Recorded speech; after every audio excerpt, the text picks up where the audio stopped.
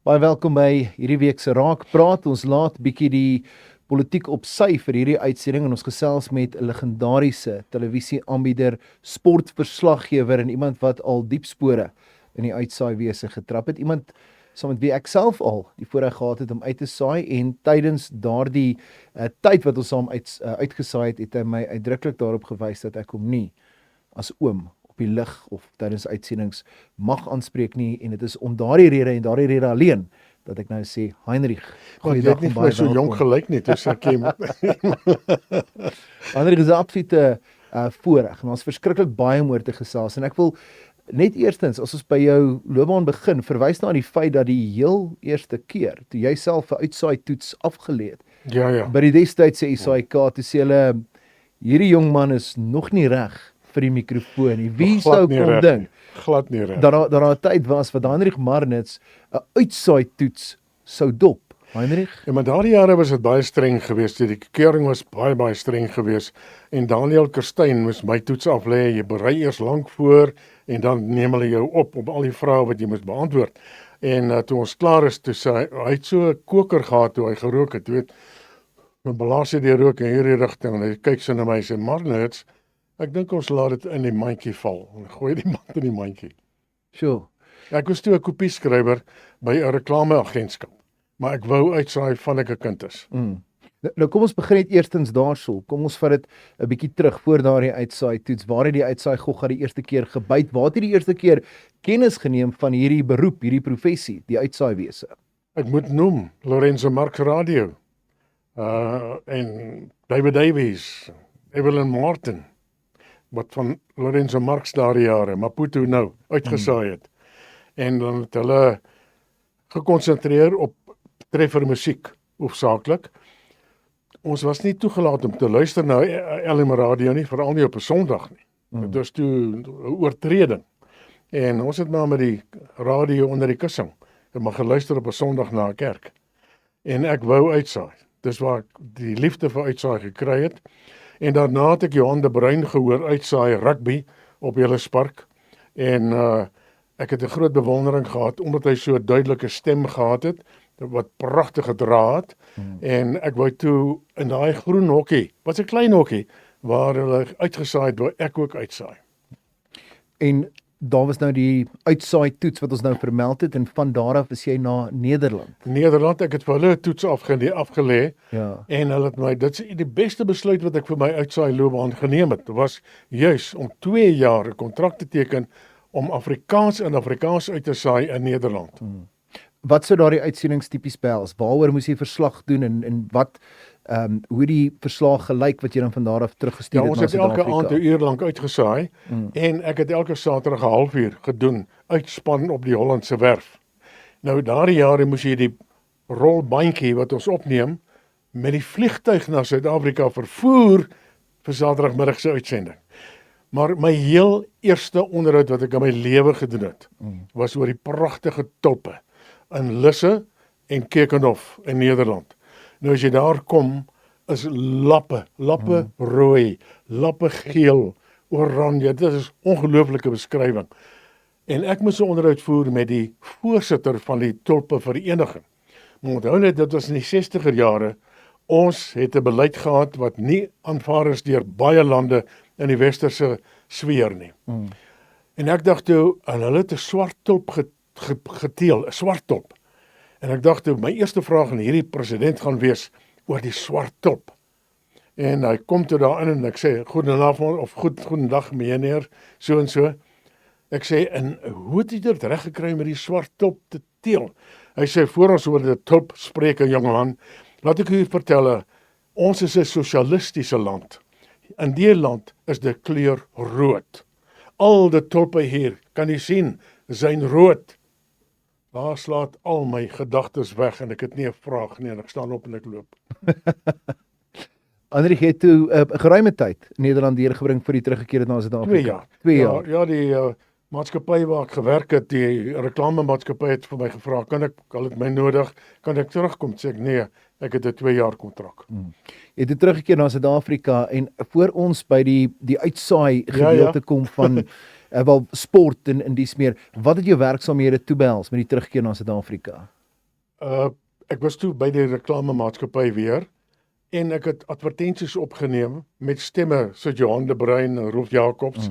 Ja, Rolf was saam met my in Nederland gewees en hy beveel my toe aan by die bestuur en hulle bel my, hulle sê ek moet kom en ek het nie 'n toets afgelê nie en ek was 38 jaar daar. Tjoe.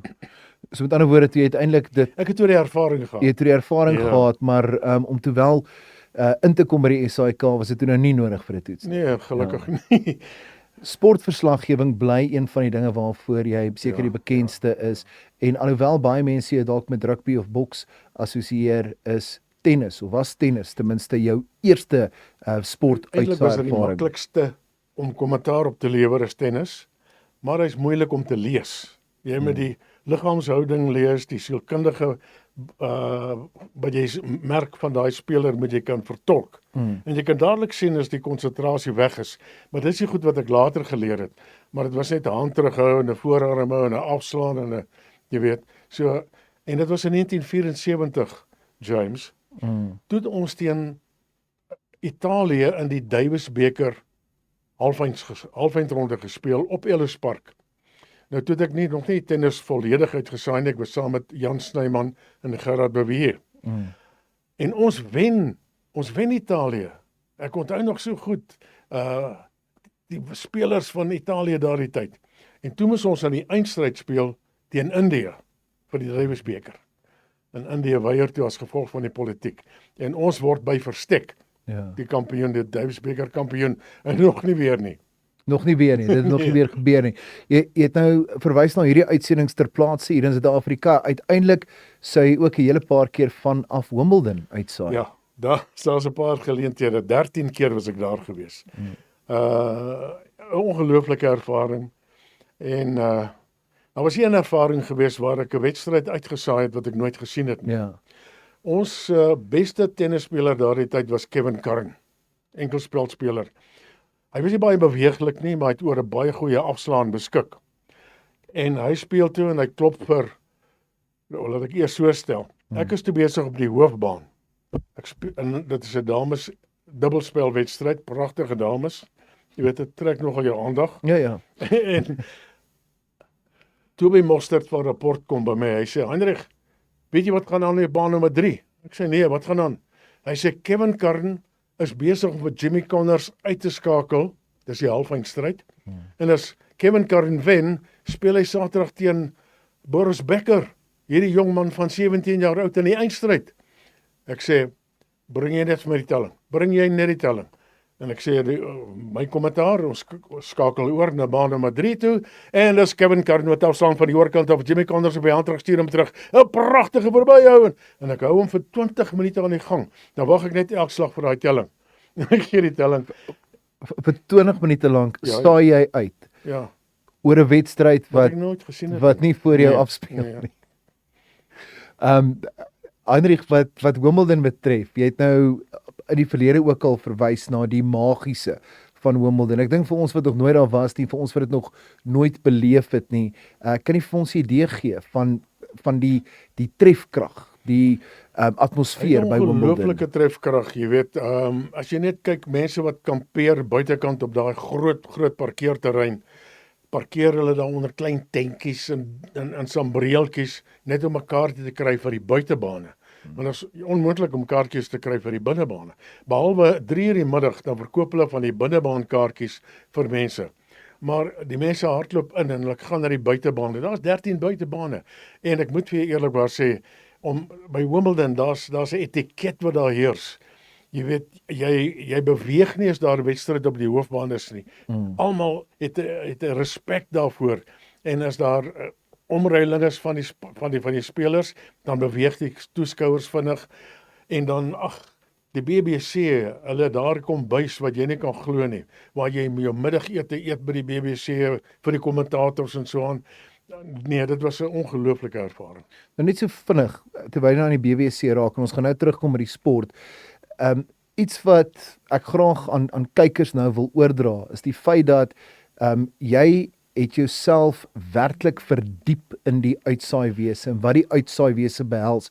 En een van die toonaangewende mediahuise van daardie tyd en steeds sekerlik vandag nog is die BBC. Hulle is absoluut ja. En jy het jou vrye tyd, Ja. het jy dan by die BBC gaan deurbring net om te kyk en te leer. Daardie jaar het ons nie Sondag sport uitgesaai nie. En ek het die Sondag in hulle ateljee gaan sit, vir hulle gevra, mag ek in julle ateljee sit? Wanneer julle rugby uitsending doen of julle sportparade doen op 'n Saterdagmiddag. Jy skakel oor sê maar na Twickenham. 2 minute daarna dan word daar 3 gedruk. Hoe kry julle dit reg? Ek wil gaan kyk en ek het by hulle geleer en ek het baie van daai tegnieke wat hulle gehad het ek teruggebring na Suid-Afrika toe, dat ek was later die sportorganiseerder by die Afrikaanse radiodiens. En wanneer ons praat oor sportuitsendings in daardie tyd, ons praat nou van voor die koms van televisie na Suid-Afrika. Ja. So met ander woorde, wanneer daar in byvoorbeeld 1974 tennis uitgesaai is, later ook rugby, boks, al hierdie sportsoorte waaroor jy kommentaar gelewer het en wat jy regstreeks uitgesaai het, dis baie anders om dit vir radio uit te saai. O ja. Want daar is nie 'n kyker wat dit op televisie dophou en dan kleur jy dit net in met bykomende kommentaar nie. Jy moet die hele prentjie skets. Ja, die twee tegnieke verskil hemelsbreed. Jy weet, jy doen lopende kommentaar vir radio en dan doen jy interpreterende kommentaar vir televisie. Jy som die wedstryd op, jy kyk, hoekom het dit gebeur, waarom kan dat gebeur en so aan. En jy loop hom vooruit baie keer, miskien is jy verkeerd, miskien is jy reg, maar jy vertolk die wedstryd anderster as wat jy kommentaar lewer as sodanig. Hoewel jy moet ook jou indrukke van kennis laat oorkom met die radio, maar die radio is eintlik baie moeiliker as televisie. So ek vinnig dink aan tennis byvoorbeeld. Ek dink baie persone wat nou ingeskakel is, het dalk nog nooit na 'n tenniswedstryd op radio geluister nie. Hulle is gewoond aan die televisie-uitsendings en daar is dit nou die klank van die bal wat heen en weer geslaan word en dan die applous en die kommentaar wat dan nou daardie oomblik vasvat. Maar wanneer jy van Wimbledon af uitgesaai het, Hendrik, het jy elke oomblik, elke hou geskets, daai prentjie geskets vir die luisteraar. Op die hand terug en op die voorarm dryf wat 'n pragtige kuslaan van die oorkant af en hy met baie ver strek maar die bal op die hand terug dwarsbaan van die oorkant af en dit is 15 stroop. Liewe land. Ons beweeg dan van daar af na boks, een van jou ander groot liefdes. Groot liefde vir Heinrich Marrens. Ek net so vir die rekord, ek en Heinrich wat self al saam paar boksgevegte te min. Die wit buffel staan nogal vir my uit. Dit was nogal 'n redelike groot oomblik, daai geveg teen Sonny Bill Williams, dan ook Danny Venter se geveg teen Sean Cox van Barbados, as ek reg onthou, maar ons daar's nog baie tyd. Ons kan nog weer vinnige boksgeveg inwerk. Ja, nou kom ons begin so hier in die 70er jare reeds, het jy 'n paar baie groot gevegte. Het jy hierdie kommentaar van hanteer? Ja, toe het ons daai pragtige swaar gewigte gehad, jy weet 70er jare, 80er jare het ons vir Gerry Coetzee gehad, vir Callie Knutse, Jimmy Abbott en daardie ouens, en dit was absoluut op almal se lippe gewees, jy weet. Daarna het Brian Mitchell gekom, na hulle het hy gekom en ongelukkig het die professionele boks het nou die agtergrond begin opsoek, jy weet. Hulle is nie meer daai belangstelling nie. Maar jy het nou verwys na van daardie groot name wat eintlik nou legendes geword het. Jimmy Abbott van jy nou verwys het, Gerry Coetzee, Callie Knutse, en dis meer. Kan jy vir ons 'n bietjie meer vertel van die gevegte in daardie era, van die gevegte wat vir jou uitgestaan het? Ja, die eerste wêreldtitelgeveg wat ek gedoen het van Gerry Coetzee was teen Big John Tate, was hier op Loftusversveld. Dit was 'n geveg oor 15 rondes en hy het ongelukkig met punte verloor.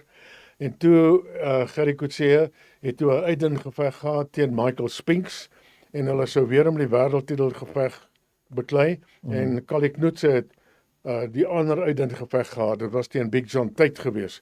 En Big John Tate het vir Callie Knutse gewen en Gerry Coetzee het toe vir Michael Spinks gewen en toe kom Gerry Coetzee teen Big John Tate te staan hier op Loftusversveld. En dit was dan 15 rondes en ongelukkig Gerry wat met punte verloor het. Die eerste keer wat hy toe sy titel moes verdedig, het hy verloor.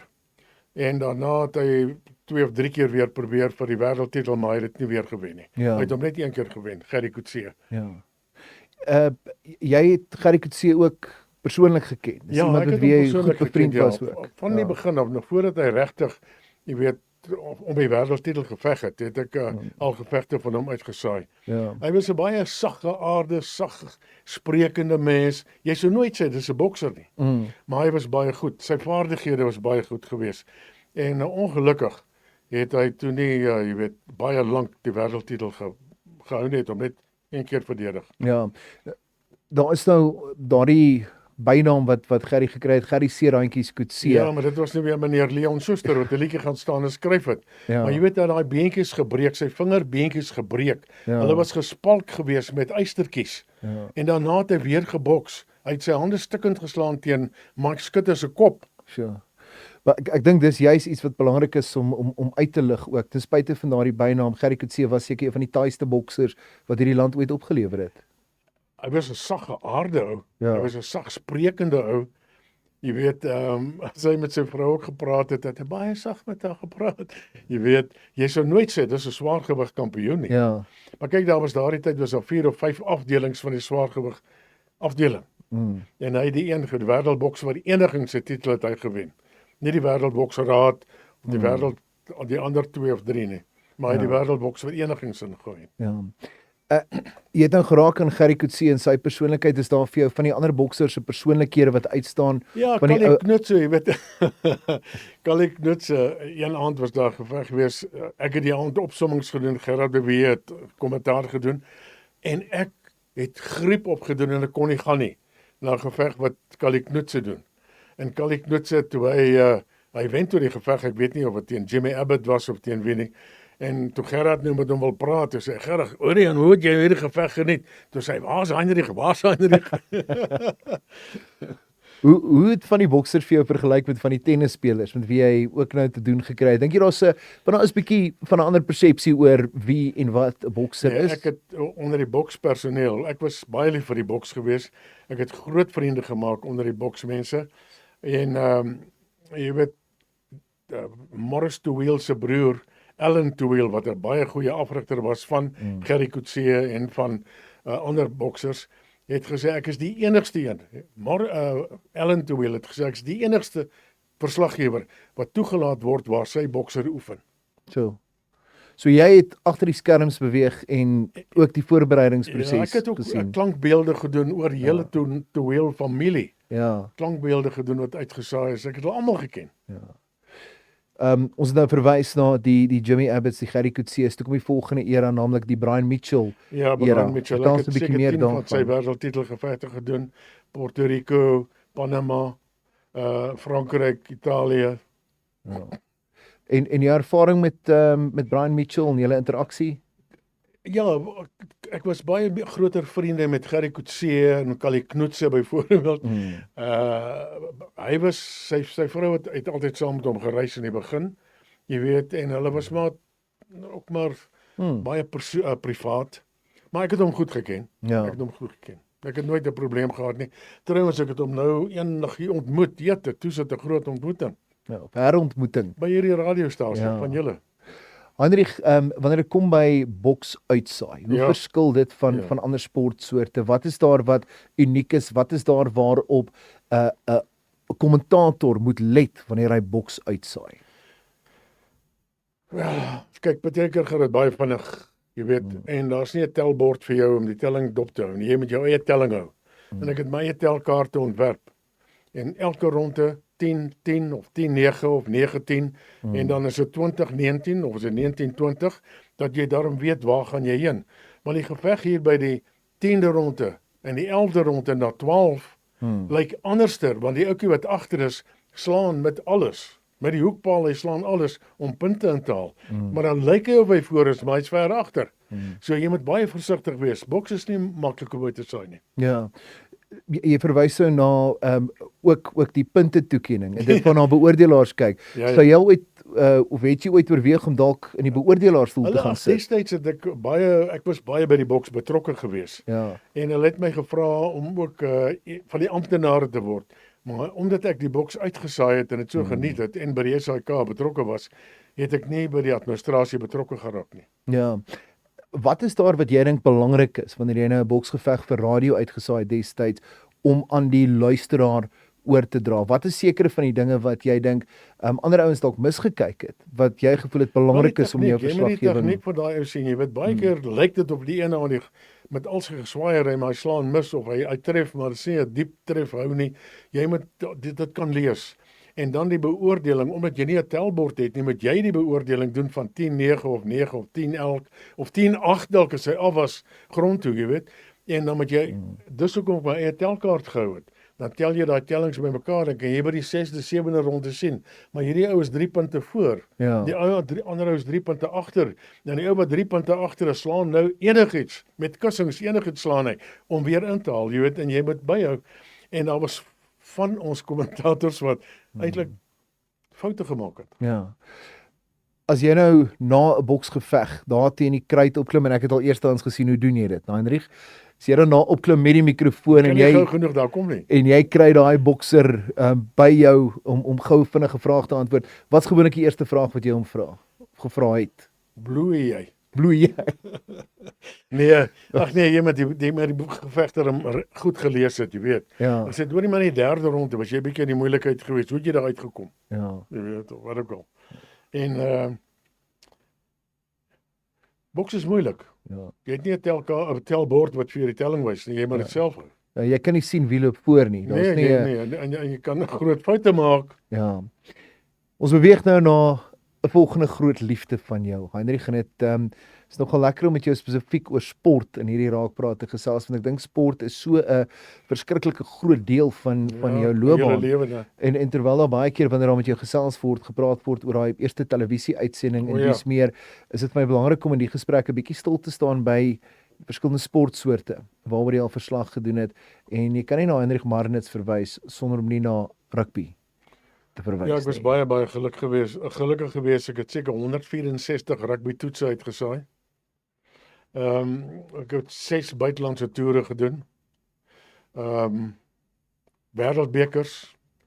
Jy weet, ek was nog voordat ons deelgeneem het aan die Wêreldbeker in 1991. Het ek die Wêreldbeker gaan doen in die Britse eilande. In 94 het ons toe deelgeneem en ek het dit toe gedoen vir Suid-Afrika.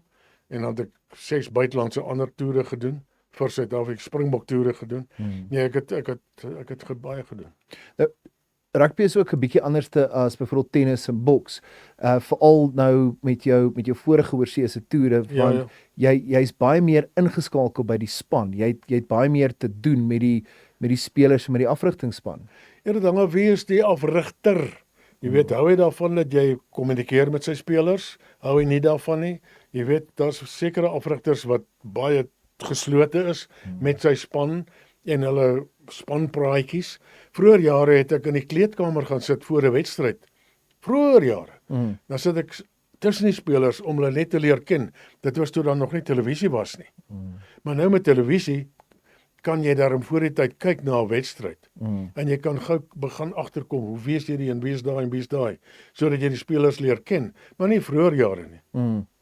Nou, wanneer ons dink aan rugby uitsendings, dan sien ek onmiddellik hierdie mikrofoon wat so teen die mond gehou word, daardie spesifieke ontwerp, die lipmikrofoon, daardie baie unieke ontwerp. Heinrich Genans het 80 minute lank met halftyd natuurlik tussen, maar 80 minute lank wat jy elke beweging aan die luisteraars moet oordra, elke liewe ding wat gebeur op daardie veld, en dan nog as daar vinnige oponthoud is terwyl daar goue water gedrink word of na 'n besering omgesien word, moet jy ook dan seker maak dat die luisteraar op hoogte gebring word van 'n paar ander verwikkelinge wat dalk nou nie in daai vorige uitsending vermeld is nie. Dis 'n baie omvattende kuns.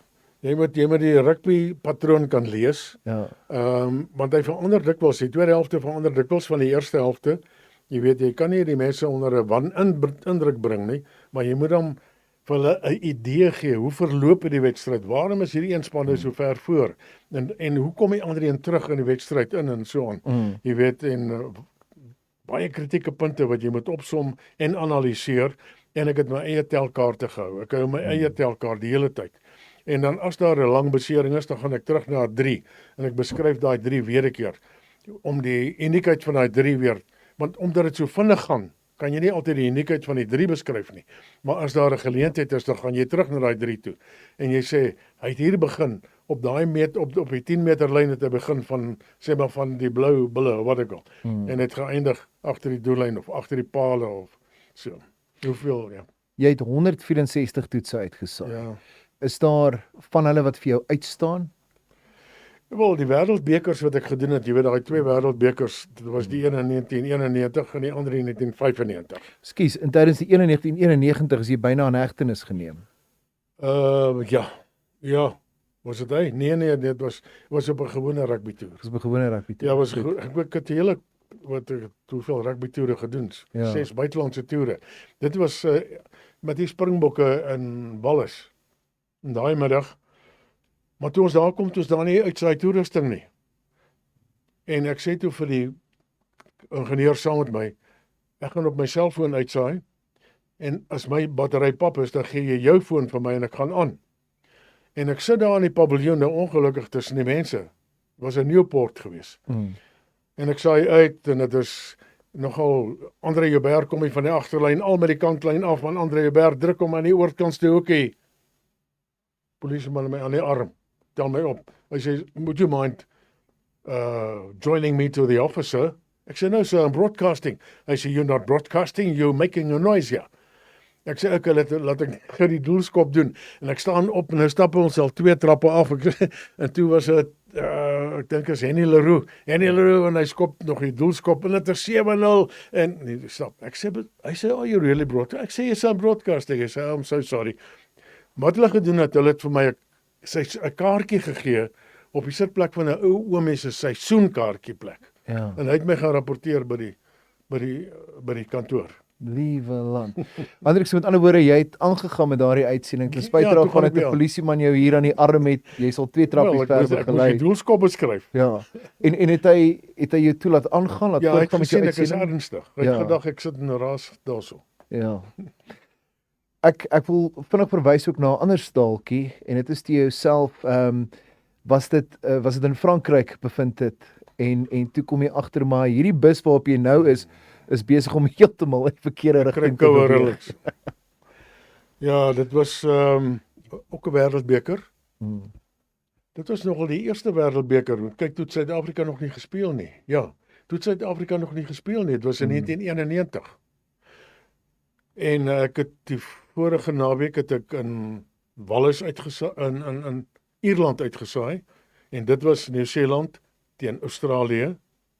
En toe van daar af vlieg ek Frankryk toe. Toe moes ek 'n wedstryd doen in Lille. En ek het eers die nag geslaap in Parys.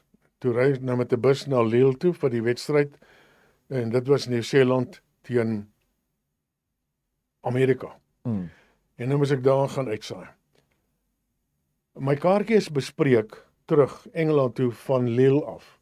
Want nou ry ek van Parys af Lille toe vir die wedstryd. Dit is 'n aandwedstryd. En ek vra vir die busbestuurder toe ons in Lille inkom. Hou net vir my by die hotel stil. Die hotel is naby die veld. Hou net stil. Net my tas neersit. Nou ignoreer my en hy laai my af by die rugby. Toe ek doen die wedstryd. Dit is toe Nieu-Seeland, Amerika. Gaan terug na die bus toe. Ek sê vir hom, "Sal jy net by die hotel stil hou want ons ry al verby." Hy ry terug. Nou ry ons terug Parys toe. My vliegtuigkaartjie is van Lille af bespreek terug Engeland toe. Nou wat nou? En ek onthou toe ons ingekom het, man, so 20 meter van Lille af. Lughawe, het ek net die lughawe, 'n klein lughawetjie gesien, maar daar in die veld. Ja, nou sit ek op daai bus en dit reën liggies. En dit is donker, is hier 11:00 die aand. Ja.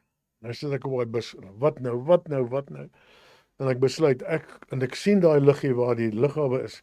En ek gaan na die auto, ek sê stop the bus. Hy wil nie. Ek sê stop the bus, I'm getting off. En hy stop die bus daar in die middel van nêrens. Snelweg, daai kant toe snelweg terug. Geen ligte nie, donker. Nou sien ek daar in die verte die lig van die lughawe. En ek weet nie hoe ver dit is nie, maar ek sien dis die lughawe. Klim uit en hy haal my tasie agter in die bus, haal hy hom uit. Gee vir my, daar ry die bus, hier staan ek in die reën. En ek kyk net so rond. En ek sien maar hierdie kant is ook 'n lig. Ek dink dis 'n plaashuis, maar die plaashuis is baie nader as die lughawe. En ek besluit ek gaan na daai plaashuis toe loop. Ja, en ek loop hier deur 'n landery. Nou weet ek nie of daar honde is by die plaashuis nie. Ek weet nie. En nou loop ek, jong, ek is ook maar bang en dit is donker, dit reën. En toe ek so om die gebou kom, was net in die gebou in die verte. Toe ek om die gebou kom, hang daar 'n bordjie hotel. Ek kon dit nie glo nie. En ek gaan in, daar's een kamertjie oor. Een klein kamertjie. Hulle sê daar's net een bed. Ek sê gee hom net vir my. En ek hoor hierse geraas in die eetsaal en ek maak die deur op, toe sit die All Black span wat ek nou net uitgesaai het. Dis hulle in dieselfde hotel as ek. En nou loop jy vas in die All Blacks Maar weet jy, bly was ek vir daai bed. Ja, nee, ek kan jou glo, Heinrich, en dat die feit dat jy daarom in die regte omgewing was met jou vlug die volgende dag. Ja, presies. Ja, ek kon toe 'n taxi haal van daar af na die lughawe toe. Maar dit is iets wat seker onvermydelik is. Wanneer jy so gaan toer, veral in vreemde lande, veral waar taal dalk 'n probleem kan wees, dan sit jy met daardie of dan misverstande of dan miskommunikasies wat kan opduik. Ja, dit is moeilik, jy weet, ja, dit is baie moeilik. Ja. Baie moeilik. Heinrich, ek wil dan na nog 'n sport beweeg. Eintlik, ek weet nie of daar sportaanbieders of sportverslaggewers is wat oor so wye verskeidenheid sportsoorte verslag gedoen het nie. Van tennis, en ek soos nou genoem het, daar het jy onsaglik baie wedstryde vanaf die voorste tennisbane in die wêreld. Van daar 'n verslag gedoen. Ons het nou aan rugby geraak, ons het dan boks geraak, titelgevegte, wêreldtitelgevegte waar die verslag gedoen het daar. En dan het jy ook in 1994 jou buiging as 'n cricketverslaggewer gemaak. Ja, ek het ook cricket baie uitgesaai. Ek was op 'n crickettoer gewees, eendag toer gewees in Australië, oor Australië en Nieu-Seeland. En toe het ek 'n crickettoer in Nieu-Seeland gedoen. 5 dae, jy weet ek, 5 dae cricket, lang cricket. En ek en twee ouens, Omar Henry, hy was die draaibal bowler, en die snel bowler, hulle ry saam met my in die motor, ons gaan na die oefeninge toe, na die net oefeninge toe. En toe ons oor die sportveld toe, wat ons daar in Christchurch, toe sien ek maar daar, hier oefen 'n rugby span. En ek sê vir die ouens, kyk hier, daar's Jonah Lomo, daar's soos hierdie en daar's daardie ene. Daar's Mertens, die loskakel. Ja. Kom ons kyk 'n bietjie, maar ons kan nie te naby staan nie, want hulle gaan ons vra om te loop. Jong, nou staan net so, en toe ons so staan, toe sien ek die afrigter lig sy kop so op, en hy wys daar na ons. Ek sê wel, hier kom die moeilikheid. Hy stuur 'n speler na ons toe. Ek weet nie wie dit was nie. Een van die All Blacks stuur na ons toe. Die ander twee wat by my is, Omar Henry en die ander, hulle het die pakke aan van die Proteas, daai vaal groen pak, jy weet. En hy sê vir hulle, "You're from the cricket team." "Yes, sir." "Yes," sê hulle toe. Hy sê, "En jy?" Sê nee, "Ek is die kommentator." Hy sê, "Okay. Ons afrigter meneer John Hart vra baie vriendelik, sal julle asseblief saam met ons kom eet in die kleedkamer." Ek kon dit nie glo nie. Toe eet ons saam met die All Blacks in die kleedkamer. Ek dink hulle sê ons moet loop. En dit is dan ook die All Blacks span wat die volgende jaar, Ja, 1995, dit was 1994. Ja. En toe 1995 toe hulle hier. Toe doen ek ek het toe daai wêreldbeker gedoen. Jy weet die opening en waar kon by kom wedstryd in Australië, ja. Van daai wedstryde gedoen. Ja. En toe die finaal. Finaal op Ellis Park. En dit was gelyk op 12 elk in die finaal. 12 elk gelyk. Toe speel hulle nog 20 minute. Ja, Andrew Mertens wat jy nou vernoem het, wat al die punte vir die All Blacks aangeteken het. Andrew Mertens. En Jill Stransky. En Andrew Mertens het amper Stransky se skop afgestorm. Hy was baie na aan hom, as jy mooi kyk. Hy was baie na aan hom. Hy het daai bal ongelooflik hoog deurgestuur. En toe sit telling 15-12. Heinrich, ons nou in hierdie gesprek het ons nou geraak aan tennis, boks, rugby en cricket. En ons het nou gepraat oor jou prille jeug en jou liefde vir die uitsaaiwese wat daar ontwikkel het, maar jou liefde vir sport spesifiek, waar kom dit vandaan? Ag, ek was in standaard 3 en ons onderwyser meneer Swart, wonderlike man. Hy het my toegelaat om my rugbyballe te pomp.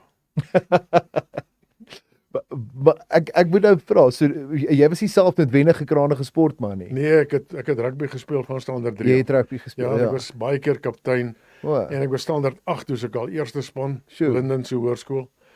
Ja. En Ek was standaard 8 toe speel ek die eerste span. en jou Maar toe posisie. breek ek hierdie linker enkel van my. Ja. Ek duik die heel agter. Hy staan op en ek lê. Ja. En van toe af was ek bietjie bang. Ek het 'n bietjie vir Randburg gespeel, maar ek hulle het my forceer om te speel, maar ek wou nie regtig nie. Ekskuus, jou posisie? Flank. Flank. En toe ek in Nederland was, ons het net gepraat oor Nederland. Ja. Toe lê ek nou een Sondagmiddag geslaap. Hier klop hulle aan my deur. Ek moet kom speel vir die Naardense rugby span. Ek sê maar ek slaap. Nee, maar hulle het my nodig. Hier is die toks en hier is die trui en toe speel ek 'n wedstryd vir Naardense span, maar ek wou nie. So jy kan daarop aanspraak maak dat jy al internasionaal rugby gespeel het. Internasionaal. Wil jy my handtekening hê? Ek is nie net daarvoor nie, Heinrich. In hoeveel lande was jy al? Hoeveel lande? In hoeveel lande, ja. Heerlikheid. Oh, ek sal moet optel, maar kyk, ek was in Moskou het ek Davis Becker tennis uitgesaai. In Moskou. Ek was binne in die Kremlin. Jy weet daar waar meneer Putin afloop by daai groot trappe. Ek het ook daar opgeloop by die groot trappe. En hierdie was nog hoë KGB tyd in daai stadium. Nee, ons het was te oop. Ja. O, was dit toe reeds oop? Ja, ons het toe oopgemaak. Dit was in 1992. Ja, meer onlangs. Heinrich, ek wil net so vinnig vir 'n oomblik, ons het nog so 'n paar minute tot ons beskikking, net so in die laaste paar minute, net vinnig van die sport afstap. En dit is iets wat ek glo baie mense van weet, maar ek dink dit is omrede jy so sterk met sport geassosieer word, dalk vir sommige minder bekende feite is. En dis die feit dat jy ook in 'n hele paar rolprente jou buiging gemaak het. Dirkie byvoorbeeld. Ek was gelukkig geweest. Ek was Dirkie, maar nie groot rol nie, ek was 'n verslaggewer. En dan die Kookstertjie van Kookstertjie het ek 'n groter hoofrol gehad. Ek het seker omtrent 6 of 7, ek was in Brandpunt geweest, 6 of 7 rolprente gespeel. Ja. En hoe het dit gebeur? Hoe het jy in die rolprentwese beland? Hulle het my gevra, ek het nooit 'n audisie gedoen nie, behalwe hulle vir die kandidaat was destyds 'n baie omstrede rolprent geweest. En hulle het my gevra om 'n audisie te doen vir die kandidaat. Toe was dit ek of Rolf Jacobs, een van ons twee. En toe het hulle vir Rolf Jacobs gekies vir die hoofrol.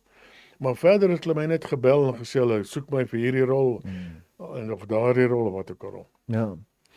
En ek het ook natuurlik die Bruidsbed vir Tant Nonnie was die eerste werklike amptelike drama van die SAK. Se televisie. Het ek die hoofrol gespeel teenoor Allan Netlingpool. En as ek nou vinnig reklame vir Pretoria FM kan maak, jou program Fluweel is in die stadium op Sondagmiddag om 1:00 te hoor. Ek geniet dit. Ons geniet dit om na jou te luister. Ek geniet dit. Fluweel is 'n mooi titel, né? Dit is 'n pragtige titel. Het jy homself uitgedink? Ek dink so. Vertel ons net kortliks van die program. Tussen 1 en 2 op 'n Sondagmiddag. Wil jy nie baie ernstige musiek, ernstige swaar musiek, klassieke musiek hoor nie. Ek dink jy wil ligter nommertjies hoor, maar nie raasmusiek nie. En dit is die musiek wat ek kies. Fluweel klanke. Tussen 1 en 2 op 'n Sondagmiddag. En ek het al reeds baie goeie terugvoer gekry. Ek kan dit beamoen, die terugvoer op die program is inderdaad baie goed. Baie dankie. Heinrich, ek het 'n laaste vraag vir jou. Moeilike vraag. Nee, dis nie 'n moeilike vraag nie, maar dit is ek dink is tog 'n vraag wat ek persoonlik beantwoord wil kry, juis omdat ek self weet in die uitsaai wese beweeg en miskien kan jy vir my 'n bietjie advies gee, maar ek dink een van die groot raaisels is presies so oud Heinrich Marnitz is en ek is nie van voorneem om daardie vraag te stel nie. Maar die feit vir die saak is dat jy het steeds onblusbare dryf in jou. As ek kyk na al die projekte waarby jy betrokke is en al die dinge waar mee jy besig is, waar kom daardie onblusbare dryf vandaan? Ek dink dit kom van my hoërskool dae af. Ek het 'n onderwyser gehad wat my verneder het in die klas. En soveel so dat ek later sielkundige behandeling moes ontvang. En ek het net besluit jy sal my nie onderkry nie. En ek het hom eendag raak geloop. Toe is hy op pad na die, ek wil nou nie sê waar hy nou op pad was nie, maar dit is 'n plek waar jy iets voggies drink. Toe loop ek in hom vas, ek is toe uit matriek uit en ek is toe al by die SAIK. Toe sê ek vir hom, weet jy wat doen hy? Hulle het byvoorbeeld, ek was kaptein van die eerste span. My rugby was goed geweest. Dan sit hulle die 14 name op daar teen die bord, maar waar die nommer 7 flank is nie 'n naam nie. Dis my plek. Dan is daar 14 name, maar my naam is nie daar nie. So het hy my geïntimideer en geviktimiseer. En toe loop ek hom eendag raak buite die slaghuis daar in Linden. Toe sê ek, jy het my nie die geleentheid gegee om my regtig uit te lewe met die rugby nie.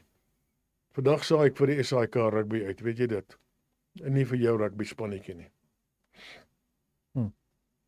Maar jy het nou vandag vrede daarmee, Hendrik. Ek dink jy het dit uitpresteer. Ja, maar jy het my nou gevra, jy weet, Ja. hoe het gekom. Ja. Ja. Nee, ek het baie goeie tye by die SAIK gehad. Ek dink daar was 'n ou in die Afrikaanse sektor wat so baie oorsee was met sportuitsendings soos ek nie. Dink die enigste vraag nog op almal se lippe is wanneer verskyn daai boek, maar ek het Hendrik 'n bietjie vroeër gepuls daaroor. Dit lyk nie vir my of daar in die stadium sulke planne is nie, Hendrik, maar ek moet sê as jy die dag daai boek skryf, die Hendrik Marnitz verhaal, dink ek is 'n boek wat ons graag sal wil lees. Baie dankie vir die geleentheid om met jou te kon gesels. Dankie, is Hendrik Marnitz wat hierdie week in die Raakpraat ateljee by ons aangesluit het. Hendrik wat seker een van die bekendste sportverslaggewers oor dekades heen is, wat al vanaf die tennisbane van Wimbledon tot die rugbyvelde in Brittanje en elders uitgesaai het van die grootste titelgevegte in boks en ook dan kriekettoere, internasionale kriekettoere meegemaak het, wat hierdie week in die Raakpraat ateljee 'n bietjie met ons gesels het oor sy sportervaring. Ons maak volgende keer weer so wanneer ons 'n volgende gas hier by ons in die Raakpraat ateljee het. Onthou dat jy ook kan saamgesels, lewer jou kommentaar in die kommentaarafdeling hier onder op die sosiale media platform waar jy nou na die program kyk. Net nie te krities wees nie. Net nie te krities wees nie. Baie dankie aan Johan Creer vir die tegniese versorging van die program. Ek is James Kemp en ek groet jou.